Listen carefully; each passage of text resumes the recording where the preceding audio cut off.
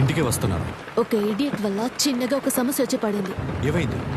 అది తర్వాత చెప్తాను. నేను ఇప్పుడు కార్ డిక్కీలోంచి మాట్లాడుతున్నాను. ఏంటి? Are you okay? Yeah I'm okay. ఆ ఫూల్ నన్ను లాక్ చేసి వెళ్ళాడు. ఏ ఏరియాలో కార్ ఆగిందో తెలియడం లేదు. మీరు వెంటనే రండి, లొకేషన్ షేర్ చేస్తాను. అంతకు ముందే ఇంటికి వెళ్ళి నేను చెప్పింది చేసి ఇక్కడికి రండి.